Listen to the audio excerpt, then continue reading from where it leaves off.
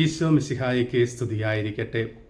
നാം എല്ലാവരും സ്വതന്ത്രരാണ് എന്ന് നാം വിചാരിക്കുന്നത് ചിന്തയിലും അനീതിയിലും അടിമപ്പെട്ടിട്ടും ബാഹ്യമായ സ്വാതന്ത്ര്യമാണ് യഥാർത്ഥ സ്വാതന്ത്ര്യമെന്ന് തെറ്റായി മനസ്സിലാക്കുന്നത് കൊണ്ടാണ്.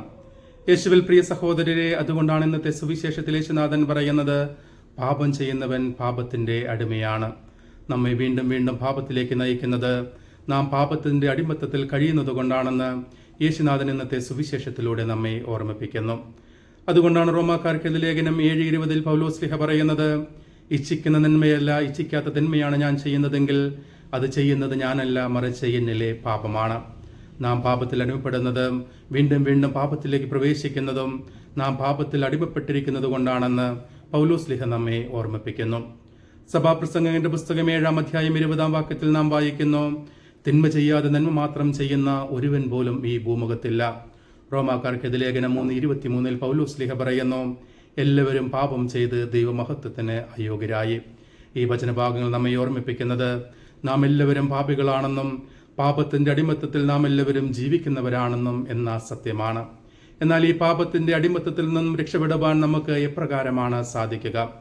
യേശുനാഥന്റെ ജനനത്തെക്കുറിച്ച് മത്തായിയുടെ സുവിശേഷം 1:21 ദൂതൻ പറയുന്നത്, അവൻ തന്റെ ജനത്തെ പാപങ്ങളിൽ നിന്നും മോചിപ്പിക്കുമെന്നാണ്. യോഹന്നാന്റെ സുവിശേഷം 8:36 യേശുനാഥൻ പറയുന്നു, പുത്രൻ നിങ്ങളെ സ്വതന്ത്രരാക്കിയാൽ നിങ്ങൾ യഥാർത്ഥത്തിൽ സ്വതന്ത്രരാണ്. ഈ വചനഭാഗങ്ങൾ നമ്മെ ഓർമ്മിപ്പിക്കുന്നത് പാപത്തിന്റെ അടിമത്തത്തിൽ നമ്മെ രക്ഷിക്കുവാൻ നമ്മെ സഹായിക്കുന്നത് ക്രിസ്തു മാത്രമാണ് എന്ന സത്യമാണ്. ക്രിസ്തു ഈ ഭൂമിയിലേക്ക് മനുഷ്യനായി ജനിച്ചതും നമ്മുടെ പാപങ്ങൾക്ക് വേണ്ടി മരിച്ചതും നമ്മെ പാപത്തിന്റെ അടിമത്തത്തിൽ നിന്നും മോചിപ്പിക്കുവാൻ വേണ്ടിയിട്ടാണ്. റോമാക്കാർക്കെതിരെ ലേഖനം 6:23 പൗലോസ്ലിഹ പറയുന്നു, പാപത്തിന്റെ വേതനം മരണമാണ്. പാപം നമ്മെ മരണത്തിന് അടിമകളാക്കുമ്പോൾ ക്രിസ്തുവിലുള്ള വിശ്വാസം മാത്രമാണ്, ക്രിസ്തു ആഗ്രഹിക്കുന്ന പോലെ ഒരു ജീവിതം മാത്രമാണ് നിത്യജീവൻ നമുക്ക് നേടിത്തരുന്നത് എന്ന ബോധ്യത്തോടുകൂടി ആ ക്രിസ്തു നൽകുന്ന നിത്യജീവൻ ആത്മാർത്ഥമായി സ്വീകരിക്കുവാനും ക്രിസ്തു ആഗ്രഹിക്കുന്നത് പോലെ ജീവിച്ചുകൊണ്ട് ആ നിത്യജീവൻ പ്രാപിക്കുവാനും നമുക്ക് പരിശ്രമിക്കാം. ദൈവം നമ്മെ എല്ലാവരെയും സമൃദ്ധമായി അനുഗ്രഹിക്കട്ടെ.